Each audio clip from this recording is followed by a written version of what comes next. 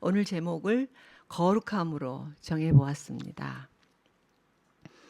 로마서 1장에서 5장까지는 우리가 어떻게 이 죄 가운데 의롭다 하심을 얻는지, 예수 그리스도의 구속하심과 또 그것을 믿음으로 말미암아 값없이 은혜를 얻는 칭의에 대해서 기록되어 있습니다. 그리고 6장부터는 예수 그리스도를 믿은 후에 내 삶에 남아있는 죄, 다시 짓는 이 죄를 어떻게 해석하고 또 처리해야 될지 믿는 자들의 성화의 과정에 대해서 기록되어 있습니다. 오늘 본문에서는 죄와 의, 법과 은혜, 사망과 영생 등을 대조하면서 어떤 것의 종이 되느냐에 따라 그 열매가 완전히 달라짐을 설명하고 있습니다. 오늘 본문을 두 문단으로 나눠보면 15절에서 19절은 죄의 종과 의의 종, 20절에서 23절은 죄의 열매와 의의 열매로 나눠볼 수 있는데요.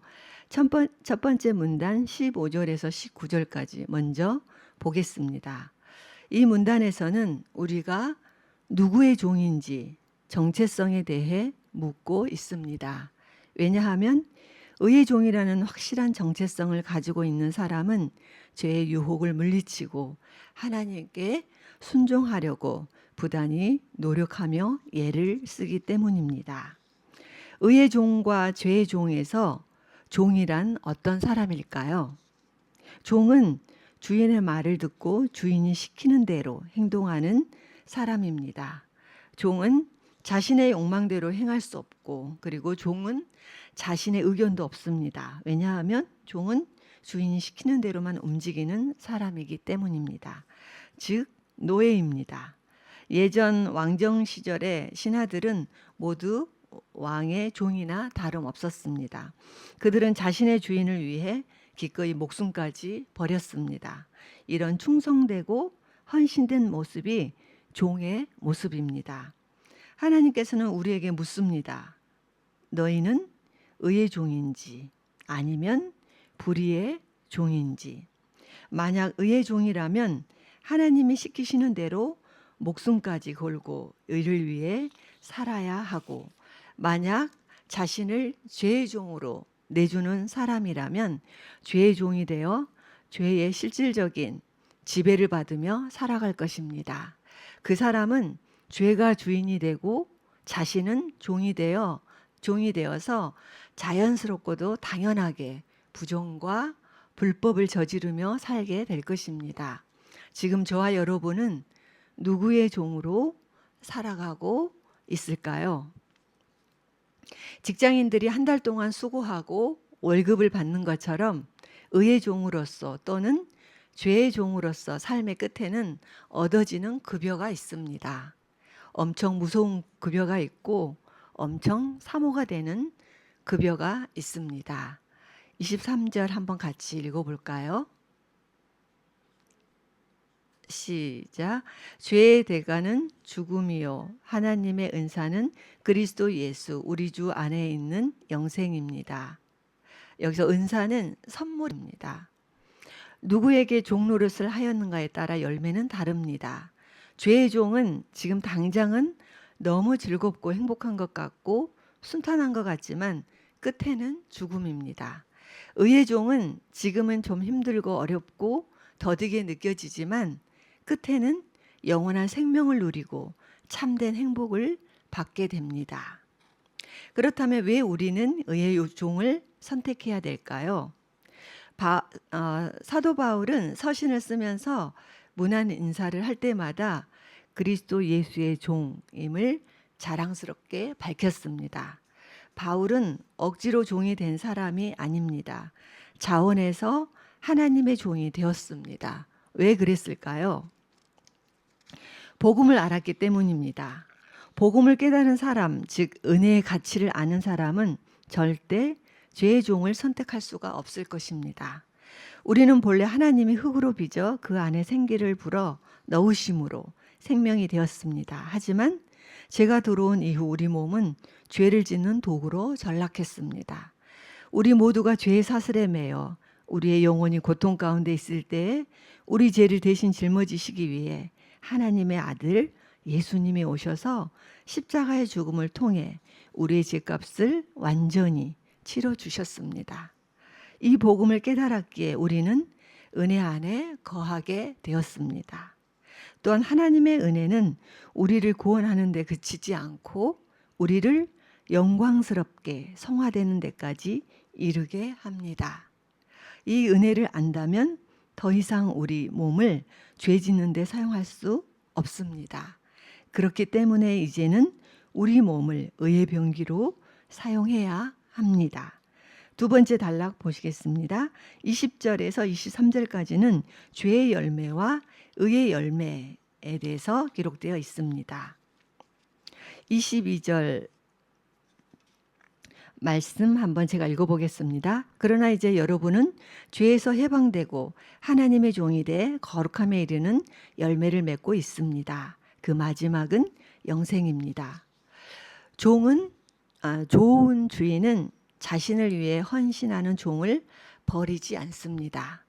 그 종을 자신과 함께 영광스러운 식탁에 앉게 합니다. 우리는 예수님 안에서 구원을 받아 하나님을 위해 사는 거룩한 종이 되었습니다. 이제 우리를 기다리는 것은 하늘의 영생입니다. 방금 읽은 말씀처럼 죄로부터 해방되고 하나님의 종이 되어 거룩함에 이르는 열매를 맺었으니 그 마지막은 영생이라고 말씀합니다. 그런데 거룩한 영광과 영생이 기다리고 있는데 그것을 버리고 다시 죄를 지어 종으로 전락하는 사람도 있습니다. 우리의 모습이 아닐까 생각됩니다. 참으로 안타까운 일입니다. 사단은 우리를 죄의 종으로 사는 것이 너무 달콤하고 영원할 것처럼 속이면서 실컷 부려먹다가 결국 대가로 우리에게 죽음을 준다는 것입니다. 속지 말아야 합니다. 의의 주인이신 하나님은 선물로 영생을 주신다고 합니다. 그러므로 우리는 영생의 나라를 소망하면서 의의 무기가 되어 끝까지 하나님의 종으로 충성하기를 소망합니다. 오늘 본문을 통해 우리에게 주신 메시지 한 가지는 무엇일까요? 19절 말씀 함께 읽어보겠습니다. 시작. 여러분의 육신이 연약함으로 내가 사람의 방식대로 말합니다. 여러분이 전에는 자기의 지체를 부정과 불법의 종으로 내주어 불법에 이른 것처럼 이제는 여러분의 지체를 의의 종으로 들여 거룩함에 이르십시오. 바로 거룩함입니다.